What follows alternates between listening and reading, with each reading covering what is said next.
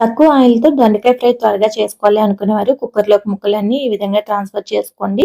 కొద్దిగా పసుపు, కొంచెం వాటర్, కొద్దిగా ఉప్పు వేసి ఒకే విజిల్ రానిచ్చేసేయండి. ఇప్పుడు పెనాన్ని వేడి చేసుకొని దాంట్లో 2 స్పూన్లు ధనియాలు, 1 స్పూన్ పలుకులు, అర స్పూను జీలకర్ర, కొద్దిగా వెల్లుల్లి రెబ్బలు, అలాగే ఒక 10 ఎండుమిరపకాయలు వేసి ఒకసారి వేయించేసుకోండి.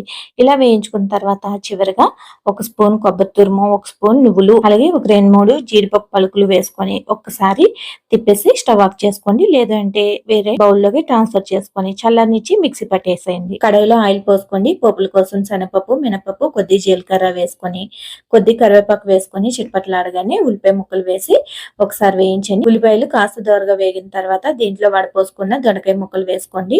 ఇవి కొద్దిగా వేగిన తర్వాత మనం మిక్సీ పట్టుకున్న పౌడర్‌ని కూడా ఇందులో కలిపేసుకోండి. ఈ పొడి వేసిన తర్వాత ఒక 5 నిమిషాల పాటు వేయించుకోండి. దీంట్లోనే రుచికి తగినంత ఉప్పు వేసుకోండి. ఇలా 5, 10 నిమిషాలు వేయించుకుంటే తక్కువ ఆయిల్‌తో దొండకాయ ఫ్రై అయితే రెడీ అయిపోయింది. నచ్చిందా? అయితే లైక్ చేసేయండి. మన ఛానల్‌ని సబ్స్క్రైబ్ చేసేయండి.